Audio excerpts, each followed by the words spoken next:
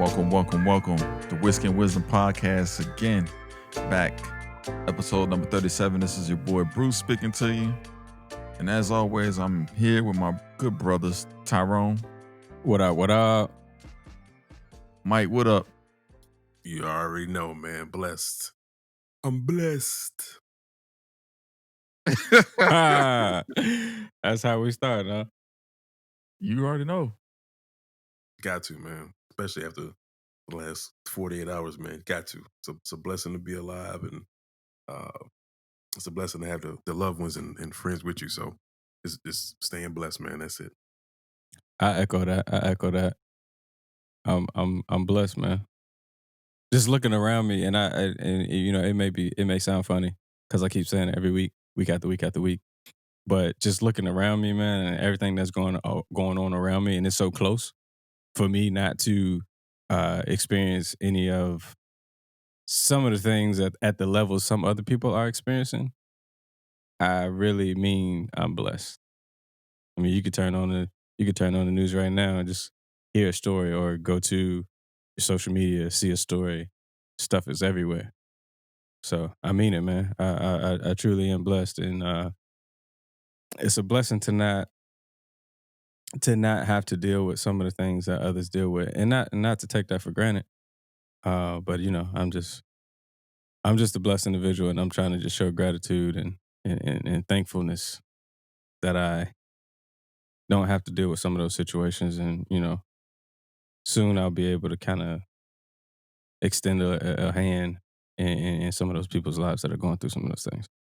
Hey, man, when did you take your pastory classes? Yeah, I've been hanging out with my brother Mike a little closer these days, man. You know, he rubbing off on the brother. You know what I'm saying? We didn't even get the ice cubes in the glass yet. I had to get that out there. Not only is this the Whiskey and Wisdom Podcast, it's the Blessed Podcast. But no, man, y'all speaking facts, man. There's definitely a lot of stuff going on in the world. To not be taking advantage of the 24 that you are given, every 24 that you are given. Because you know, we never know when it will be taken away, or when it would be like not available there. You know, we don't know when our time comes. We don't have expiration dates on our backs to know for certain. So really strong words from my brothers. And as always, I guess I need to join the pastor class too, where I can get my stuff going.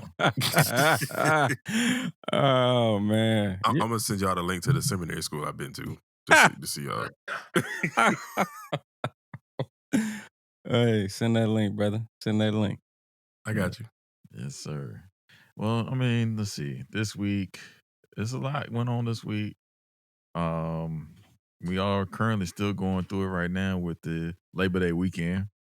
I don't know if y'all can hear outside, but they turning up, boy. Turning up. Taco Meat Tony got the whole squad out. Hey, yo. Does Taco Meat Tony got more than them ballparks? Nah, this Taco Meat Tony been smoking his ribs for the last 6 hours. Woo! He been outside since 10 o'clock this morning smoking ribs, pork, all kind of food, man, all kind of shit. Taco Meat done moved on up in the world, huh? Ain't getting no invite though. At all. He probably heard us. Guess what? We don't care. You would never know. Look, he pulled up. When I pulled up, he gonna down there walk me to the gate. He wanted to make sure that I didn't go over there. Let me make sure you're going to the right house, brother. I ain't got nothing for you. But we out here Labor Day weekend. Everybody getting their cook-ups. Facts. Facts, man. It's a last holiday before to kind of end out the summer. So it's only right to, cut that grill on one last time, man. Burn that charcoal, gas if you prefer propane. You know what I mean? Throw a few brats and burgers, ribs on that thing, let it cook, man. Let it marinate, you know what I mean? But are you seeing anybody like handle their events any differently than any any other year? No, No. nope. Damn. They just out there and about. Damn. I saw somebody. I seen some on Instagram today, man. Somebody was out there on their little boat. They was having a little boat party. But this wasn't a typical boat party. Everybody who was on a boat had a flag that represented the 45. They had them TNP on flags up. But this boat happened to something happened, boy. That Jake was drowning. Yes, sir. Yes, sir. Oh, imagine me feeling bad for somebody with a boat drowning in that jank. Man, look, y'all out there spreading hate. Life come at you fast. Hey, you get what you give, man. You get what you give. Karma's my best friend, boy. I don't want to be on her bad side. At No, all. no, that's not a good place to be. No, it isn't. Definitely isn't. Is it me or have we seen more boat activity than normal? Like, it just seems like we keep circulating around this topic. I don't know what it is. For some reason, they think that the boats is like COVID free.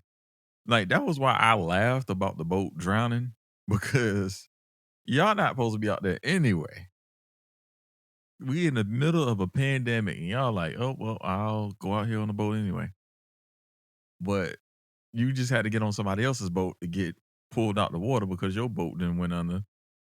So, I mean, you just exposing everybody. And I'm pretty sure those people on that boat didn't have the mask.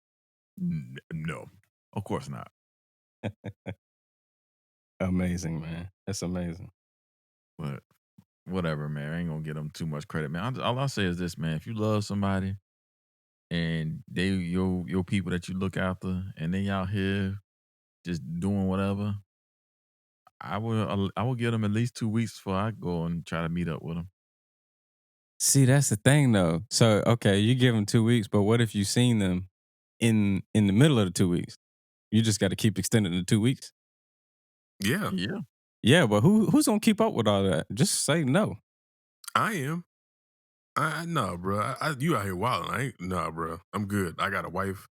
I got mom. I got parents. I got people to protect, man. Grandparents. I'm good, bro. I'll holler at you another 2 weeks. You keep on. I don't know when I'm gonna holler at your house. What I mean by that, I'm just you on the list. Yeah. Some of y'all I ain't gonna ever see y'all again, man. Right. Outside of- That's what I'm so- talking about. That's that talking about. I was wondering, waiting for somebody to join me over here. I mean, it is what it is, man. I done seen people out there grilling, people putting up their pork chops, cutting them up. You know, they doing their own thing, man. Whole house parties, all of that, man. So you know what? Won't be me. I mean, don't get us wrong. It's cool to go and do your little cookouts or whatever, but it's the crowd that you have with you while you're doing that. That's the problem. Like, we're not saying don't go out there and grill. Don't go get out on the boat that you work so hard for with you and your wife, or close. Like, keep the number down. Like, we all know that, or we should all know that based upon what we've been seeing. But the issue comes into play when you got like a gang of people going, and having and doing these activities together. That's the issue. That's the problem. Not going out there and doing certain things. Just like when we see people going out in there doing it, it's like it's 10, 20, sometimes 30, 40 people. You know what I'm saying? So we're not saying don't go and try to have a good time within reason, but just keep the circle close for right now, man. Yeah, and that's the biggest issue that I have with it. Like if you want to hang around with your friends, and if all your friends are responsible, all you guys are kind of like doing the same thing. You guys are all quarantining properly, like even family for that matter. Like, yeah, that's cool. But it's some of y'all that's out here, and then y'all getting up after y'all done been out here. Like, that don't add up. Yeah, no, that's crazy. Right. You've been out here in these streets, so guess what? You belong to the streets now. That's all I can give to you, man. Mm-hmm. But I guess, man, the people listening, look, y'all, they probably tired of us ranting and raving about COVID. So let's go ahead and get to these questions of the week, man, or question of the day. Results from last week. 75% of y'all are also internalizing the work frustrations. So I'm hoping that some of the advice that we gave y'all last week will help y'all when you are going through those situations where you're internalizing that frustrations. With those frustrations, it's a hard task. We all, if you're not a boss or you don't own, not a boss. I'm sorry. Correct me, Ty. If you're not an owner, A owner, a leader. yeah, a leader, it's hard to be led by people who aren't really built for that. So I'm definitely there with y'all. Definitely feel that. Just hopefully you are doing it in a healthy way, getting over those frustrations. The next question was, I guess I should get Ty. You want to get this next question? You know what the next question was, right?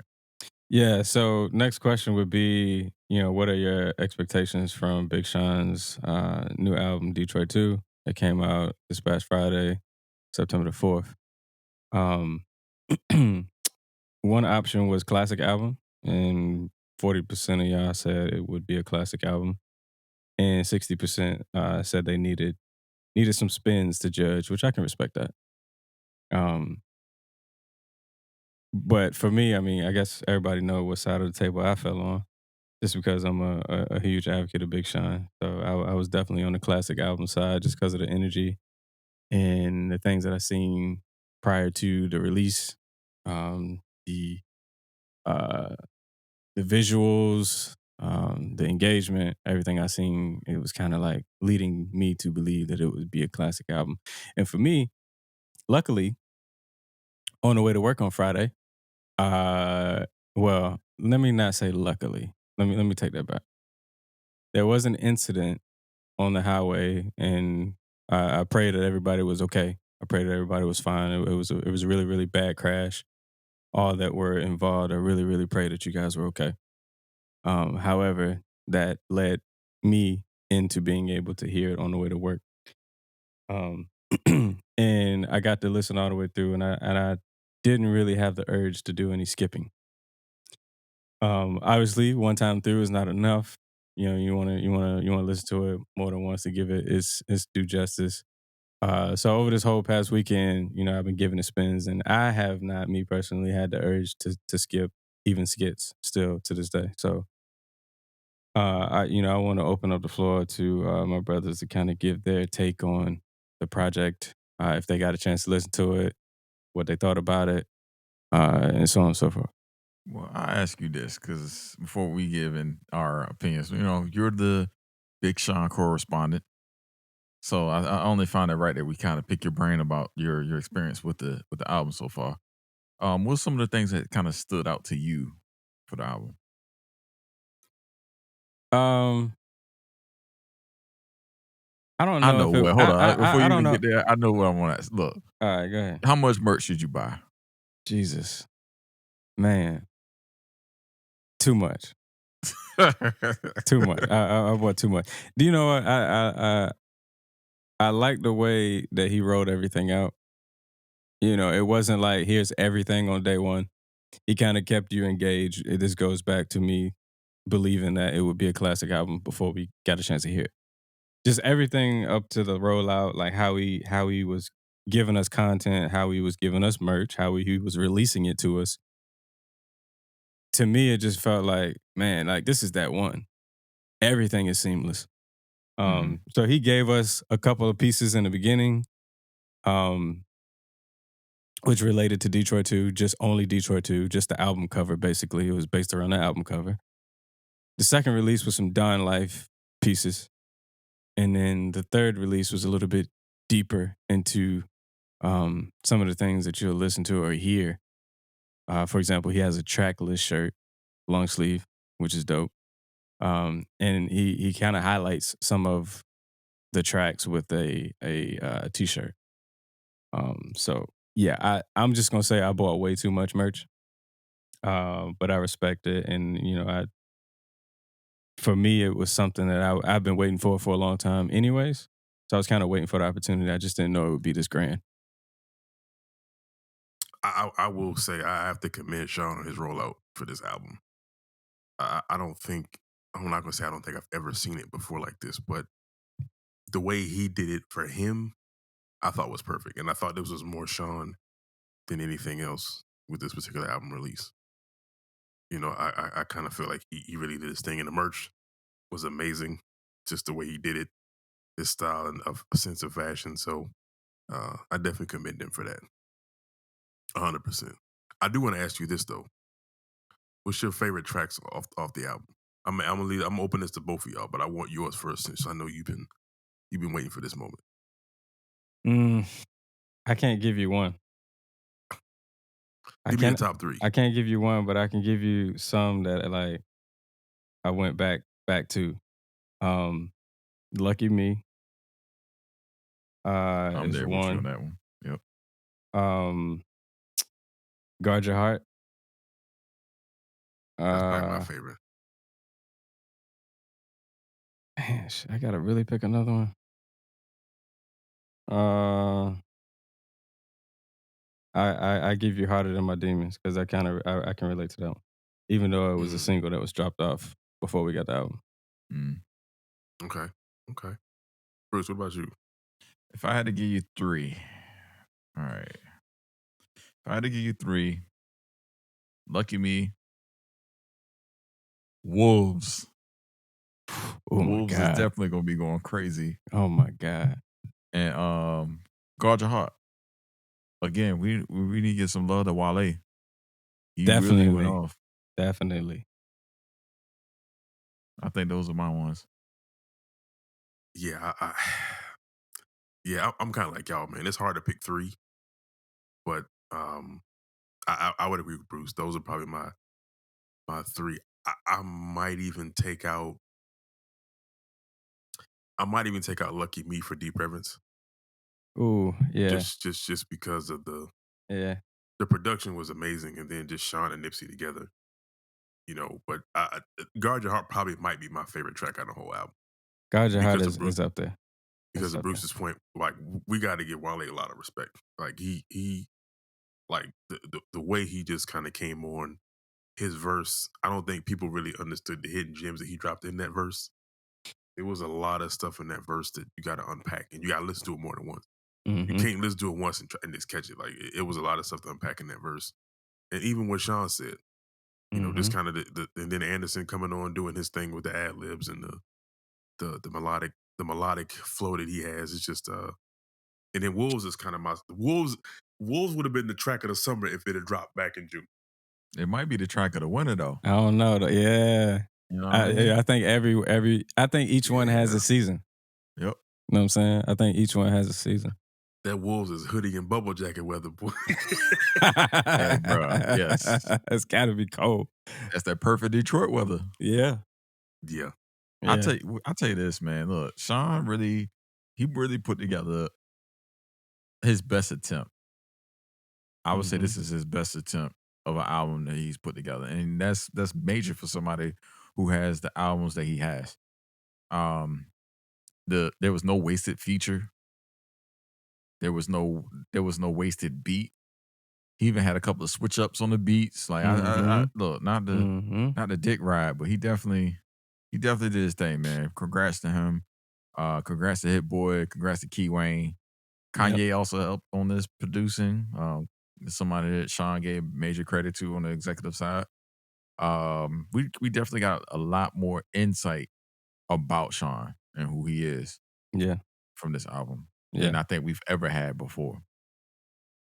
You know, I think we was talking about that. I don't know who brought this up. It might have been Joe Budden on the interview. I don't know where, but there was a topic based around, you know, like how artists, you know, feel stressed because they have to come out with a project and they got to have it by a certain date and a certain time. And we had the argument of, you know, how can you force artistry, or how can you make an artist like keep putting out projects when they're not inspired or they're not influenced. And, you know, we you know, go back on Sean and like how it's been three years, a little bit over 3 years. And you know, how he could realize that, you know, is I'm not really feeling this. Like I'm doing it just it's being forced upon me and I can feel the force and now it's feeling like a job type of situation. But for him to have the foresight and be able to dictate when he was ready to release and ready to go down the road. I think differentiates him from a lot of other different people instead of just trying to give a project because somebody needs it or somebody wants it or it's a contractual thing. Um, a contract is a contract, but when you're able to see the point of like, hey man, like I'm about to release this, it's not really me, it's not really what I'm feeling right now, but here you go. I'm saying I appreciate the fact that he put all that he did put into it, and it came out that the way it did. I will say this though. I'm gonna pose this to both of you.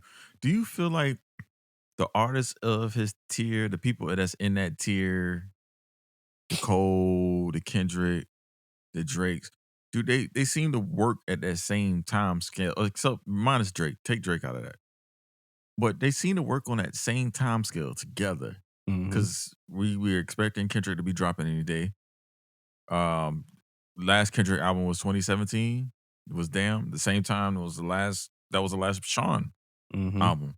Yeah. The last Cole release was 2018, and we're expecting a new Cole album. Like, do you feel that one? Do you feel that is on the artist that's pushing them that way? Do you feel it's the fans that are pushing them that way, or do you feel that it's labels pushing them that way? Because these are three different artists. If I think of Sean, Kendrick, and if I think of Big Sean, they all seem to run around that 2 to 3 year release. Yeah. I mean, I would say it's a combination of both, really. I mean, if we really want to get honest, and deep into it, I think there is some fan pressure from some of those guys to deliver because they're fans that have that same point that Bruce made up. There are fans that are like, "Hey, man, Kendrick, you ain't dropped in 3 years. Like, what's up?" Or Sean, like, "It's been 2 years, man. What's up? We need new music." And I think those guys feel that pressure from the fans, but I also feel like they probably feel a little pressure from the labels too, because the labels know that those guys are going to bring in cash regardless whenever they drop, not just off of just album sales, but merchandise, touring, any appearances. It's just those guys have built a status in the culture where they can do whatever they want to do, and they're gonna be successful at it. Like Sean rollout with the merch was amazing. You know what I mean? And he's got is his manager, and he signed Good Music Def Jam. So Def Jam they love this. They are loving this right now. They might not get as much out of his merch as he does, which is good for him. But they know this is big for their album. The streams are big because the record labels are getting 70% of these streams. Nobody's getting physical albums anymore. So yeah, I think it's a combination of both, really, to me. So you don't think none of the labels ever put pressure on artists to get a project out sooner than they're ready? I think those guys, I don't think they're getting pressure anymore. I think they get some, but it's not like a pressure with like a Uzi Vert, or it's not pressure with like another like a younger artist, like No. a Cardi B, for example. Okay. And even her is a little bit of an anomaly because of her status. People can kind of wait on Cardi's album, truthfully. I don't know. I think the percentage falls more heavily on the artist, um, and them being mature enough to understand what their worth is. Because that knowing what your worth is kind of will dictate your actions and how you move. So if you don't know your worth, maybe you will just blurt out or give out more. But until you recognize what that worth is and what you bring to the table and what your content, can influence, then I think, which kind of goes in hand with what you was just saying, bro. Like the younger artists, haven't been quite tenured enough to kind of get in a good groove to know when they feel something and when is the best time to speak on certain things. Um, so I would say it is a combination of both, but I think it would more so heavily fall on the artist. And obviously, as we can see, that changes as the artist is more tenured in the industry. I definitely think I agree with you on it on the artist, but I think it's pressured by the fans. But I think what the artist got to realize is the fans don't know what they like. They don't know what they want. Um, if you were relying upon what the fans wanted, you would literally be trying to make your first album over and over and over and over and over again. And no artist is able to do that because it takes a lifetime or that time of life that they live to make that first album to make a first album. And if the fans are always just saying like, "Yo, I want a new album this year. I want a new album every 6 months," like, kudos to the people who can do that, but that's not realistic. And nor do I want to hear somebody over and over and over and over and over and over on the radio because that reminds me of Fetty Wap. Fetty Wap was on fire. And he dropped so much music that it just got old. Same thing with Rich Homie Quan. Dropped so much music it just got old. And it can go down countless of names, and they not coming back because they still trying to chase that same sound that made them popular. Whereas artists dropping whenever they feel like it. Like if Andre 3000 to drop the album tomorrow, wow, that would be crazy. It's been a while from him dropping any like solo music or group music for so long. But I'm perfectly fine going into the vault and listening to the old stuff. You know what I mean? Because that's what I fell in love with. And that music wasn't just made for the time. It was made to last a lifetime. You know, that's gonna be the things that we can be teaching down to our children. So I mean, I really don't rely on what fans want. I hope the artists learn that they don't have to rely on that either. Just do shows when we are able to get outside again, and merch. I think this is great to have Sean come out with merch because that's another avenue that he has talent in. He's definitely one of the stylish guys, more of the stylish guys. So for him to be making merch and being authentic to himself, like that's majorly dope. I do look forward to Sean. I do look forward to Kendrick and Cole releasing. The thing that Kendrick and Cole do, Kendrick for one, he gives visuals. That's his other thing that kind of reaches out. So like I'm still listening to Damn. I still watch the videos from Damn because the visuals are different. Like there's something you catch every time you listen to it. Cole, as much as y'all like the outside world, like the joke on Cole about his music being boring and it's just not relatable. And the craziest part is he more relatable as an artist, as a person, than any other artist is out there, really, because these other people are just superstars. So how y'all really out here talking about something he's not relatable or he's boring? You boring. Like your life boring. So you Who's should be out here fitting right saying in Cole with boring? Cole. Bro, it's out there, man. I'm glad I don't pay attention to that. Yeah, look, That's I think that's that group of people that listen to music for the beats, you know, for the instrumentals. yep. Clearly, you ain't listening to nothing to say something like that. You ain't really listening. All they want to listen to is the baby. anything, anything that got some bass in it or some bop in it. Yeah, but I mean, the fans don't know what they want, man. So I mean, I think it's also a level of respect we need to give to artists that understand the fans don't know what they want and kind of can give them tasteful little pieces of content until they're ready to release the project. You know, because there's certain ways that you can keep your fans engaged without releasing music. As you just said, you know, you got merch that can last. You got different interviews if you're an interview type of person, or visuals that, you know, like you just said, you're going back and listening to stuff from Damn. You know, all of this stuff can kind of keep people engaged until they get that next project from you. And I'll even admit from a fan standpoint about Sean. I know I might have said on this podcast here and even offline, like I was waiting for Sean to drop that project, and I'm kind of glad he did it in his own time, not really acquiescing to my demands or any other fans' demands. But I think sometimes when we rush artists as fans, we don't get the best product. And I think the fact that Sean took his time with this album, the fact that he had Stevie Wonder, Dave Chappelle, and Erica Badu doing skits, telling stories about Detroit on his album, that's monumentous from everybody can't get Stevie Wonder to talk. yeah, yeah. You know what I mean? Like everybody can't get Erica Badu to really to speak her mind. You know, Dave Chappelle's is one. You know, he's a different being, but it was encouraging to see that, and I think that's something that we should respect as fans. And I think some fans need to understand. Yes, the word fanatic is only for people that are wildly crazy, but fans should also have a level of respect and decency as well too. So I'm gonna ask y'all this, man.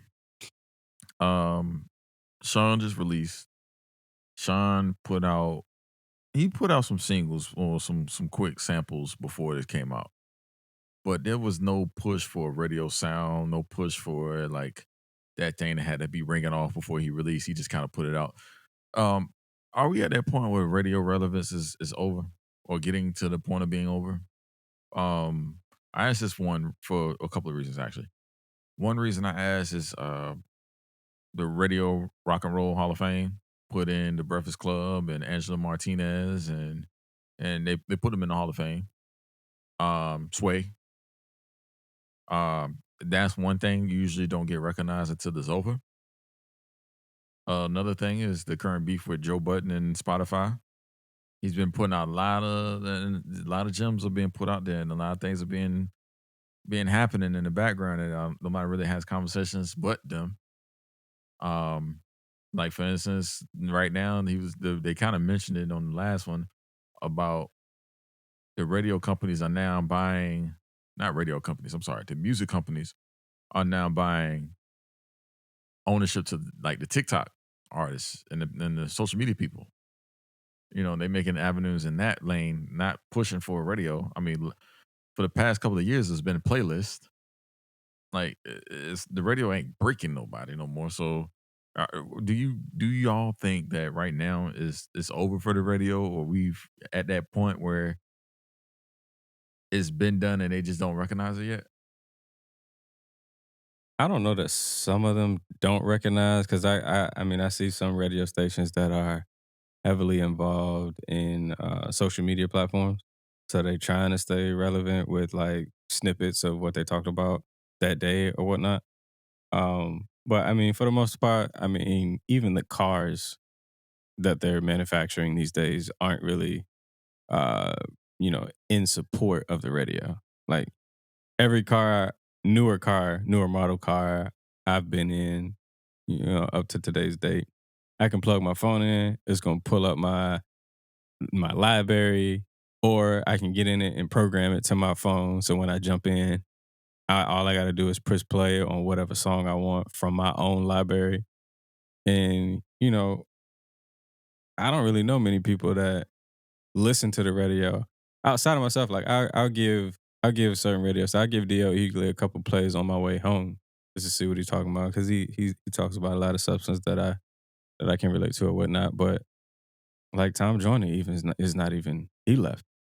You know what I'm saying I used to give him plays on the way into work. So I definitely think it's coming to an end. Even when you get the manufacturers like starting to not even include you, like that's when I think it's definitely coming to a closure for sure. Yeah, honestly, I was with y'all for when we initially had this conversation, but I've had a little change of heart. Only reason I say that is because I do find it's going to be very hard for them to get rid of terrestrial radio. It's going to be hard for them to get rid of FM, especially AM, especially when there's a lot of people that don't have access to, hell, even a vehicle for that matter with Bluetooth. There's some people that don't even have internet access, so their only means to being connected to society is via the radio.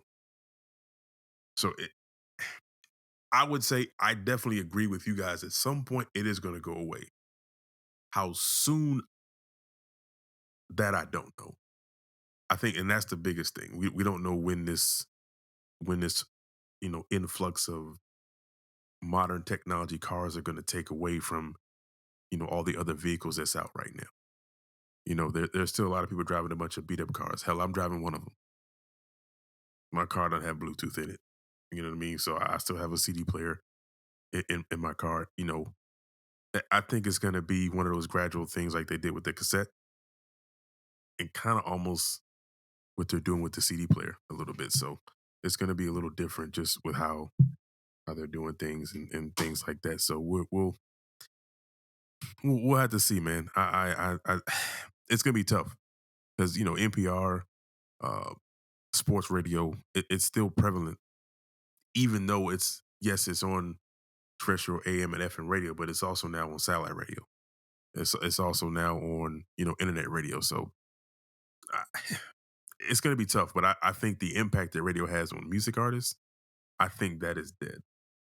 I don't think I don't think that's as impactful as it once was, especially when they're playing the same 25 records over and over again. You know, and the same record can be played on the hour every hour. So I think that has gone out because Sean doesn't need that anymore. An artist like Sean doesn't need that. An artist like Kendrick doesn't need that. Hell, an artist like the Baby really doesn't need that because I mean he's got an internet following of artists and fans that they follow him on different platforms. Like they go to the YouTubes, they go to the streaming platforms. Like they have all that information. So, and when was the last time an artist actually been broken on the radio? I guess I asked y'all that. When's the last time y'all actually heard an artist being broken on the radio? Damn, I think the silence is golden. Yeah, I think that's your answer right there. Like it's been a while. I mean, is this any way, shape, or form kind of gonna go like the newspapers went? Man, we on the same wavelength. I was just about to say the same thing because the print is out there, but it don't change nothing. Print don't mean nothing in the world right now. Yeah. Them fools increased the price of a newspaper, and they know they about to die. Right. Yeah. I mean, it's I guess it's still that small population of people that just have to that's a part of their day. They go out, maybe sit on the porch, get a cup of coffee, and have a physical newspaper. But outside of those people, like who else is really who going to go buy a newspaper? And then I know the major. I used to work at a newspaper plant, so I know the major times were around the holidays. You get all the ads, but you don't necessarily need a newspaper to see the ads anymore. It's on your phone. It's on your iPad. It's on your computer. Like you don't need the paper no more. Hell, you can go to their website and get the same deal in your cart. So there's no point of the paper no more. In certain aspects. Yeah. I mean, I don't see like outside of what you said, to just go and have a paper in hand while you're drinking coffee and sitting outside. Like it's just more of a routine than it is an actual like luxury or a need. Yeah.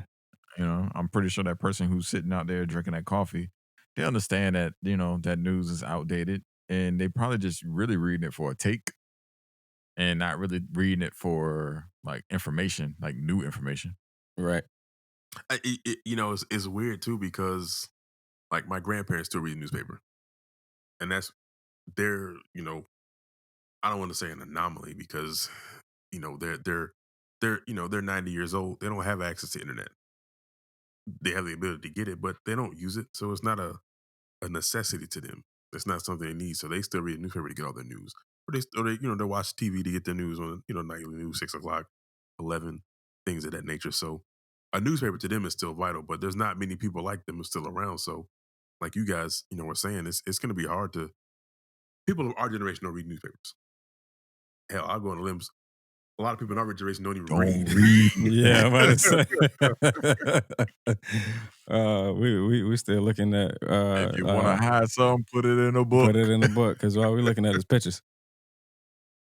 Oh man, I go back to the game and that Derwin Davis analogy. Hey man, I got this book for you. There's a lot of pictures in it. Read through it.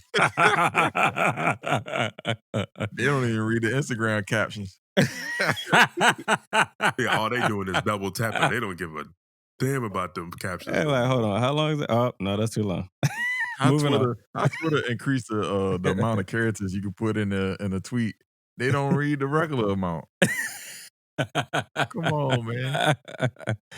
Oh man. Well, speaking of books and reading, I I picked up a book that was actually referred to me by Big Sean. It's called Seven Spiritual Laws of Success, written by Deepak Chopra. Um, One of the quotes that kind of stood out to me in the book, and it relates to today's time, is he says, "Those who seek security chase it for a lifetime without ever finding it." And I'm gonna kind of tie this into our current times. Yeah, obviously, COVID-19, a lot of things have changed for us.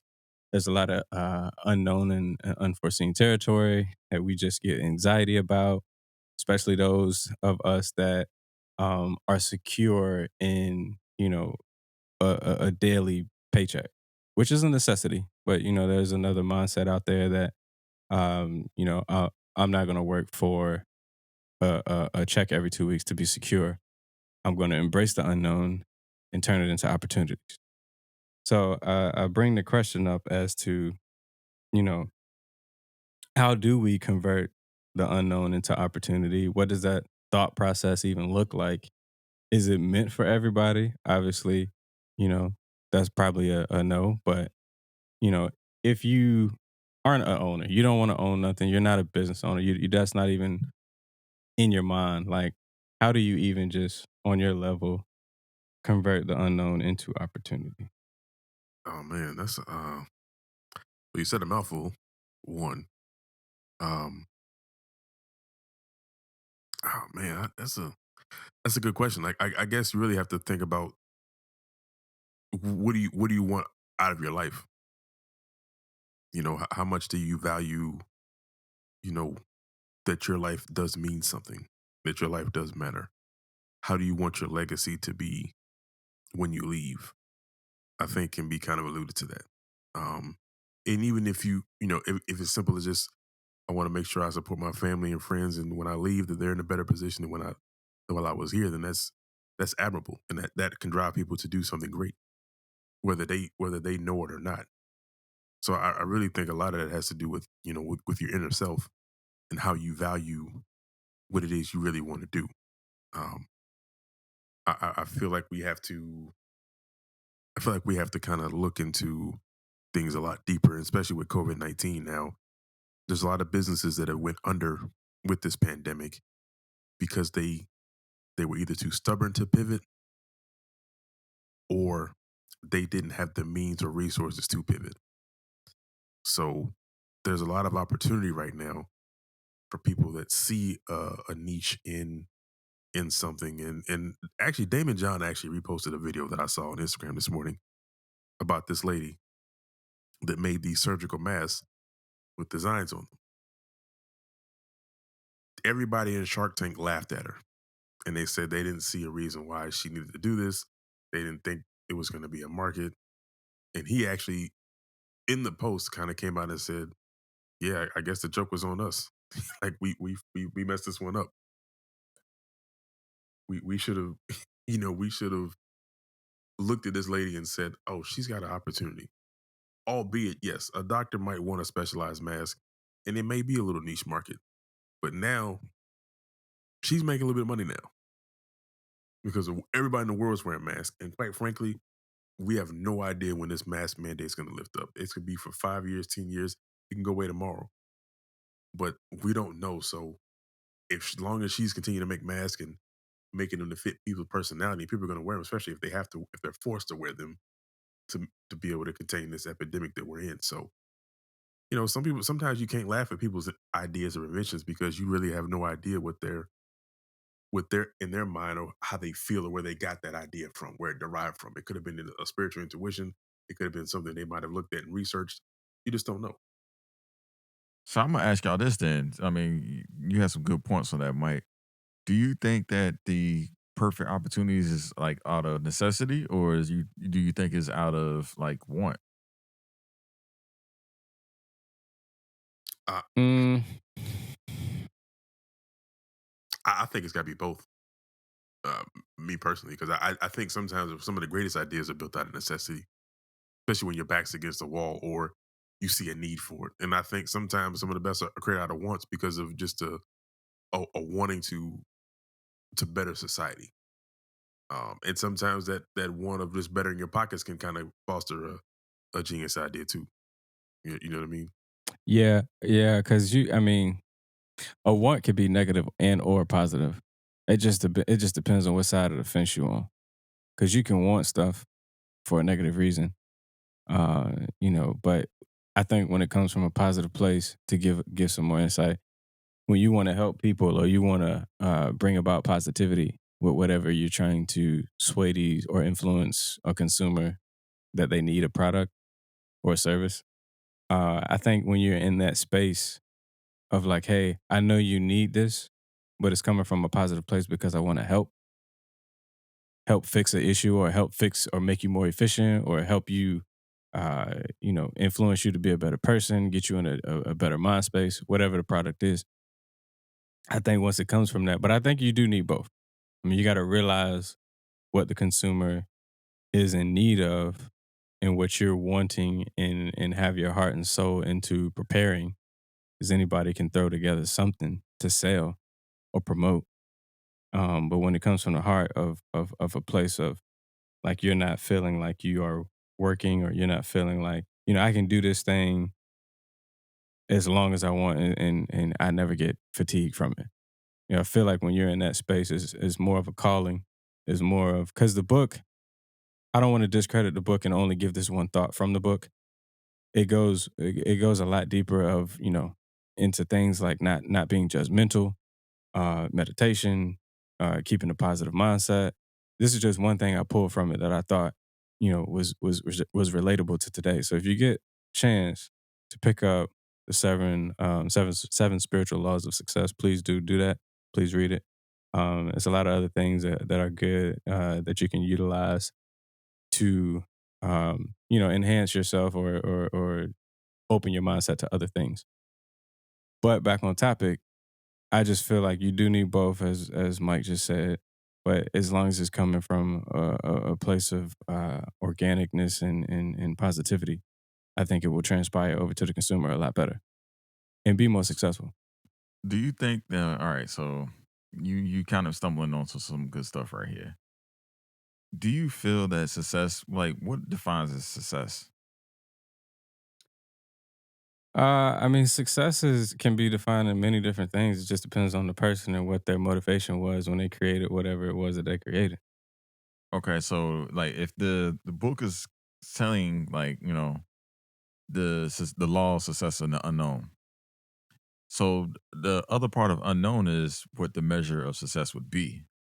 So Yeah. like I think when people read these books, they feel like, oh well, if laws of attraction or these laws telling me that, whatever I want to achieve, I can. But what they leave out is that everybody's not great at everything they want to be involved in. Like for instance, if I want to be a musician and I can't sing, maybe my calling is to be in music, but not as a musician. Hmm. Maybe it's to help musicians of in some caliber. Even if I can't write lyrics or I can't sing a lick, maybe my success of it all is to be able to manage artists. So that way I'm around artists, around what I love, but I'm not directly contributing in a or like in an artist form. Like I'm contributing in helping an artist achieve those goals that I would have wanted to achieve for myself. Hmm.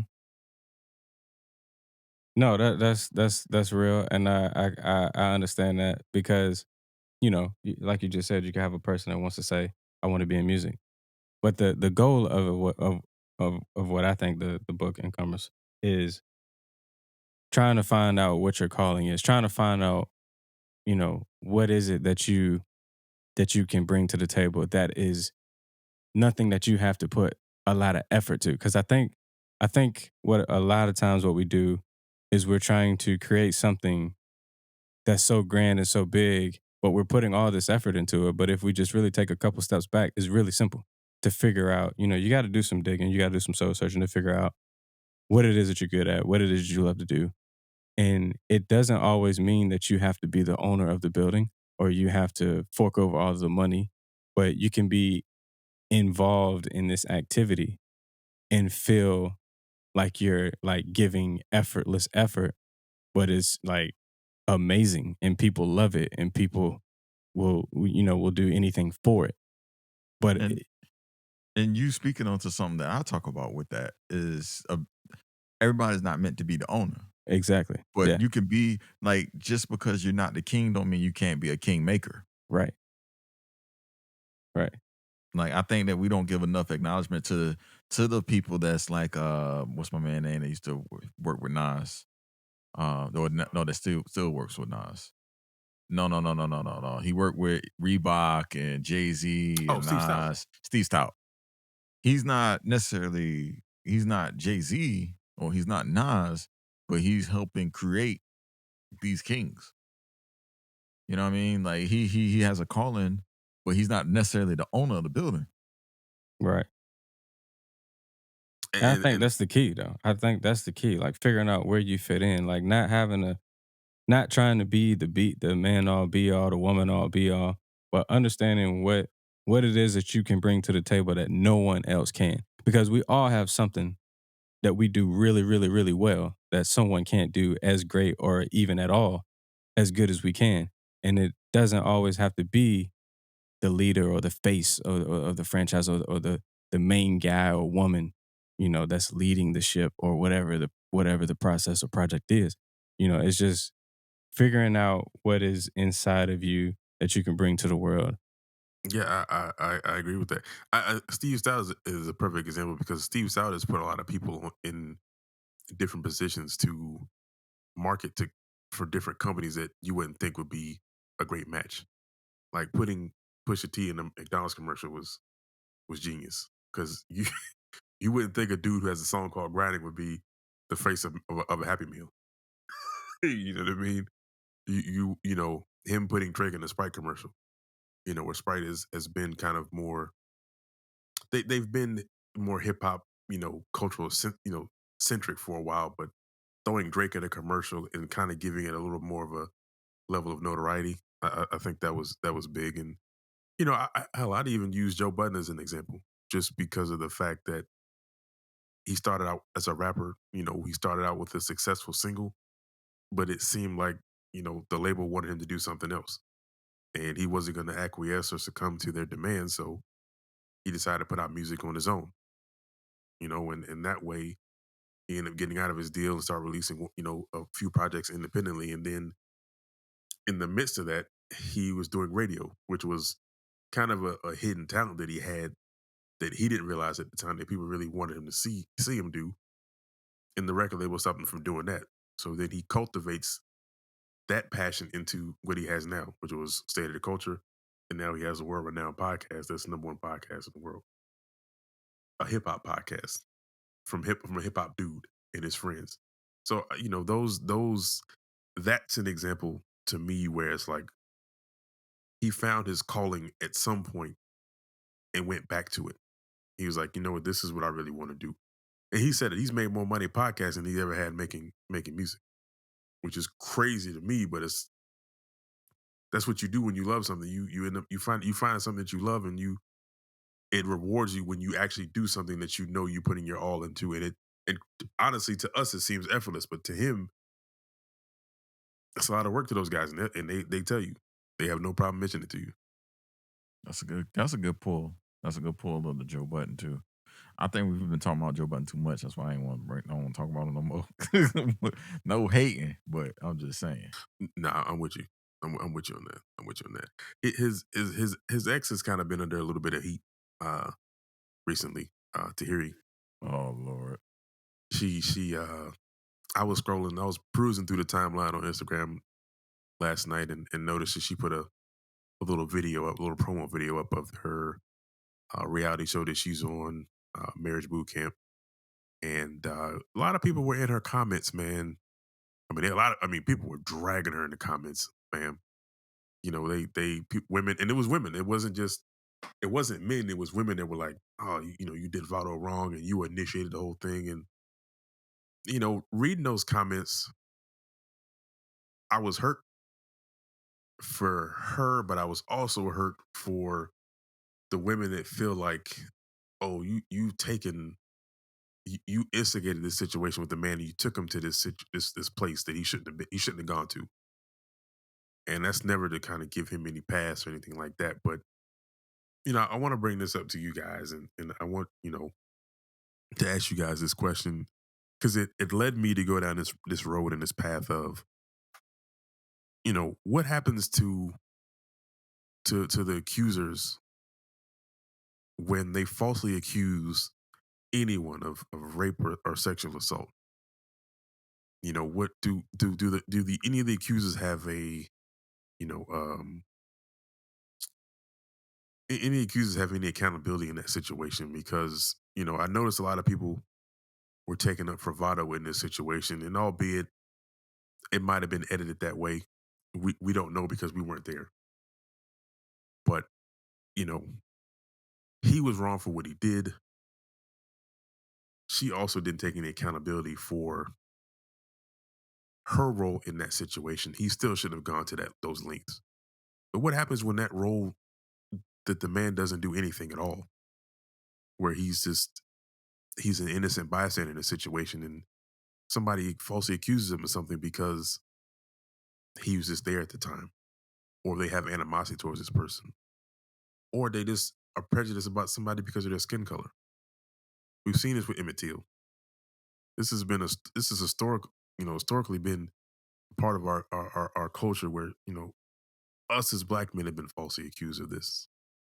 So I want to open up the floor to you guys just to kind of to get y'all thoughts on this. And, really have that conversation because I don't think it's had enough. But what should be done with anybody that falsely accuses somebody of sexual assault or rape? What's the accountability level that we should give to these individuals? I think it needs to be, at the same level of when we found out about their uh, accusation. When we found out about, we learned about this person, this male or female, whatever the case may be. We learned something new that we didn't see this person as. It needs to be at that same type of level of shock. Too often when we do, or if we even don't, and just it goes away. But at that point, you can draw the conclusion. He or she wasn't guilty. Um, it sort of just floats away, but the accuser is never really. They have no consequence in the situation. It's like we can just go around and say somebody did something to us that they really never did, and once we get to the end of it, there's really no closure. But I slip away like a thief in the night, like nothing ever happened. That part I don't agree with. I really don't know what could be put into place to appropriately hold them accountable so that they don't go run off and do it again, or someone else doesn't think that they can capitalize on this type of situation. But something definitely needs to happen. I mean, that person has to live with those headlines for the rest of their life, even if they were innocent in most cases. Had they not been brought to any type of uh, consequence for what didn't happen, they still have to carry that on because that's the last thing that we drug them through the mud on the media and all the news channels and social media. So we associate that person with that type of activity. But is a disservice to them because that's nothing that they did and it's defamation to their name, really. Um, but yeah, I agree that something really needs to be done, and maybe that'll lessen the accounts that we see of this type of activity. If there was something put into place that could come back and bite them in the butt. But do you think that will lessen the amount of people who actually do come forward when something has happened because they have that possibility that they could be found? Uh, like it really depends. Like to me, if you're gonna put something in play, would it always be either the person they accuse is found guilty and they're served justice is served, or the person they accuse is found not guilty, and then the person who reported the abuse or whatever abuse it may be is now having to go to court for something that they did actually encounter. They just happen to not get it proved in court. I mean, we've seen the court system is flawed and really biased in many sorts of ways. So, I mean, what do y'all think of that part? I mean, I would hope it wouldn't hinder, but I would also hope that it would filter those out that have bad intention. Because, going through something like that can be traumatic to that person, and them bringing it to this grand stage that is going to turn out to be, depending on who's involved, can also bring a negative light onto them. And if you have enough money, it may can go away, as you're alluding to. Also, let's be clear though. It is definitely illegal to falsify any crime. Like that is illegal still. Like it's currently could be charged of that. So I mean, like to me, I'm just like, if you're gonna make it even deeper, then I think you're gonna probably start having some people not report crimes at all. Yeah, and so I guess in a sense, and this would require the government and local level state officials to actually do some work to get something like this in place so that it doesn't hinder and prohibit women who actually have been assaulted, have been going through sexual assault, rape, anything like that, abuse, to shelter them from coming forward. Because I don't want a guy like you guys said who has a bunch of money and resources, and albeit he might have some people that knows somebody in the court, who knows the judge, to get this tossed out, get evidence all of a sudden locked, to manipulate the system in a way where this woman looks crazy. Then all of a sudden you have her, this happens again, and nobody's gonna believe her because you have one foul instance of this. But to your point, I think if it is a state national wide law, then the people who are falsifying these claims, the people that are being accused need to come out and stand up for themselves too. I know are like, I've been through enough. I get that, but you gotta, defamation is big. And I don't think people use that enough in their defense where this doesn't happen again. Because you can't, it's something that's wrong with it, especially in the court of public opinion, which is the wrong court to choose to prosecute anybody in, you know. And I think we really have to kind of be cognizant of that too. And hear the side, especially in those cases. Make sure we hear the accused, uh, the accused side first, or the victim side first.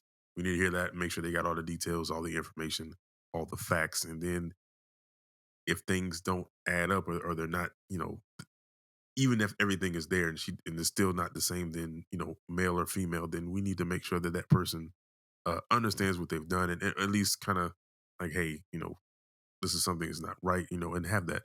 And it also needs to be court mediated sessions too. I think that'll kind of help alleviate some of the stuff, and with the lawyers, not with the victims and the accused. Because of course, if that person does do something, you shouldn't have to force them to be in front of that person. The courtroom is already enough. You don't have to have them in a mediated session. So I just think there needs to be measures in place, but that will require the government doing their job, and we all know how that goes. Yeah, I mean, as you said, we all know how that goes. That's enough said there to kind of finish that one off. But I don't know. I mean, I agree that there definitely needs to be something extra added in. It just on both sides there's trauma, but then the leftover trauma from it not being what was accused also causes a lot of issues too for that person. I'm pretty sure there's more counts of people actually getting away with these crimes of assault than it is falsified accounts of assault. Um, Women have it hard, bro. Like they just have it hard, and I'm more likely inclined to just not buy in one side or another. You know what I mean? Than I am to just because that's not my business. And if this system that we're supposed to believe in is served correctly, then the proper person will be found guilty. Absolutely. And I guess too, I guess with the whole Tahiri thing that came up, it has kind of brought me to women that actually are going through this every day, but you decided to broadcast this on a reality show for Yeah. for a settled and a settled and negotiated salary amount, where there's women that are actually going through this every day that they can't leave. this pandemic has women staying with their abusive partners because there's nowhere else for them to go. And you're on television doing this for ratings, and I don't know her situation, but I would like to assume both of you guys are getting paid for this. So what's happened in this, what this does is it plants seeds in people. So this is why this is dangerous on the level of reality TV. Like, what's really reality? Show the real reality, or just don't show it at all. I don't care if you're getting paid. There's women that are going through this every day that are actually being abused, that are being raped and victimized. So we need to make sure we protect them. I don't want you coming out trying to defend yourself when, quite frankly, there's bigger fish to fry in this situation. Not because nobody's getting paid. Women aren't getting paid to get assaulted. This is actually happening because there's coward ass men out here in the world walking around. So let's make sure we be very careful of what's being shown on these channels and what you portray behind that check that you obtain.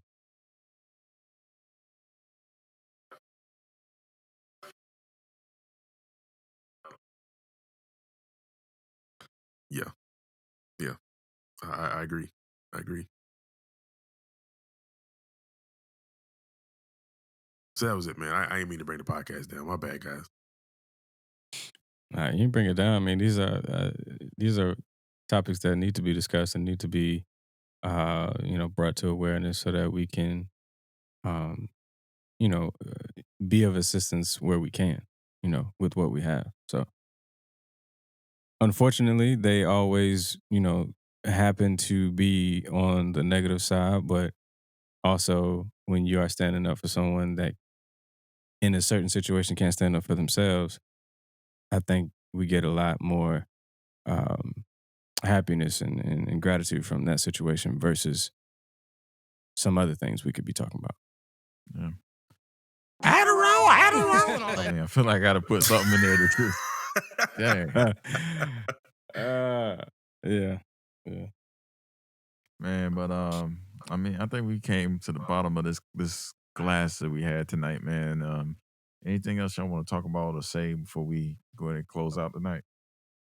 I'm blessed, man. I'm blessed. I hope everybody else is blessed.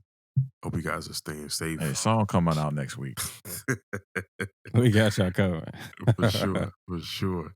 Now it's just that, this COVID-19 situation, this pandemic that we're in is just it's the closer it hits to home, man, the more you just hope that people are actually taking this seriously. And this just really, it's kind of sad how this has exposed a lot of things and a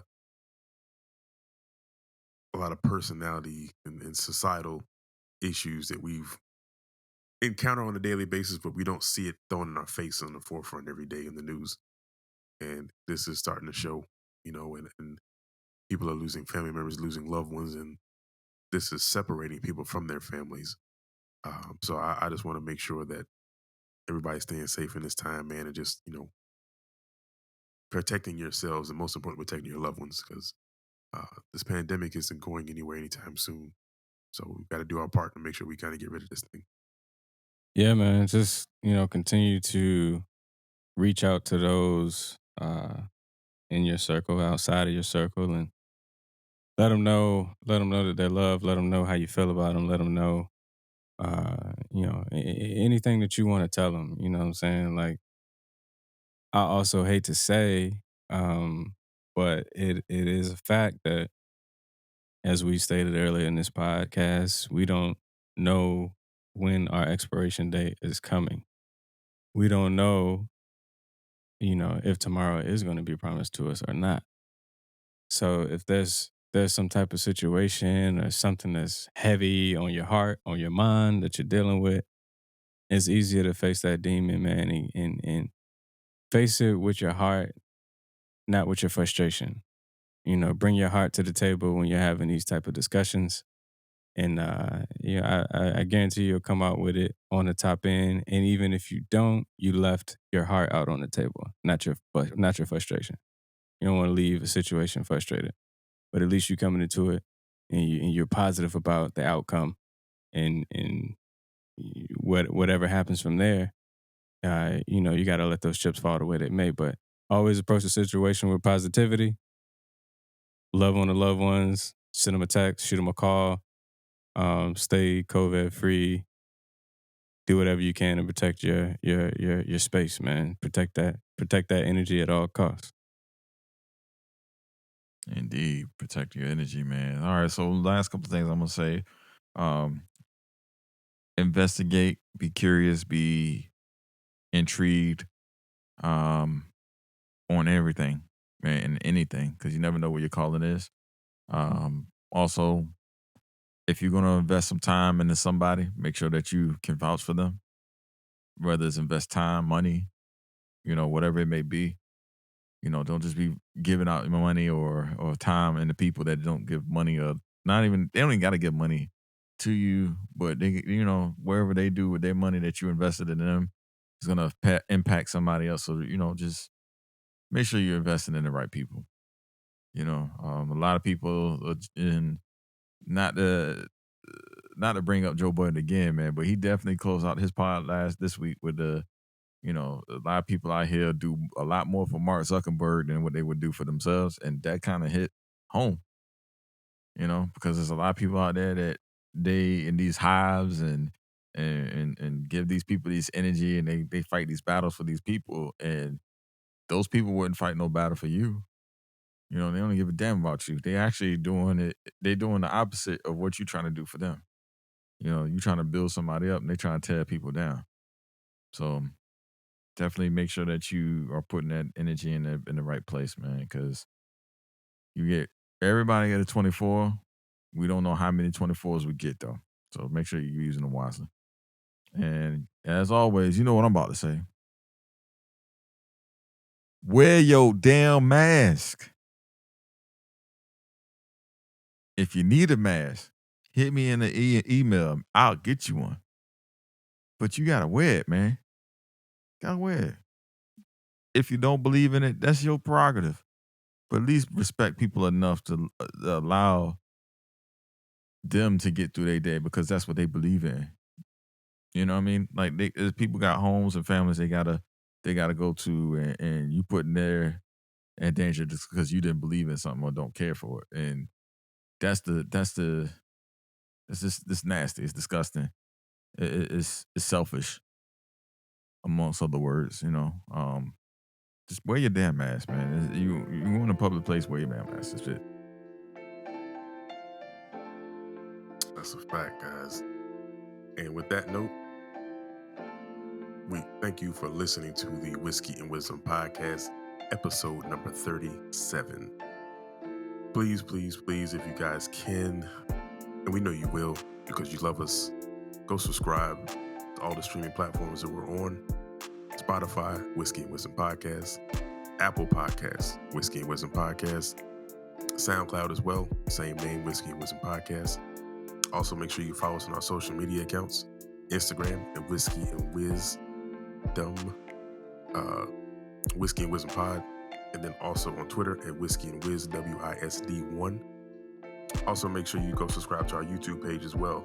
All of our episodes will be up there soon. Got the current ones up there now, so go watch them, listen to them, like them, share them with your friends.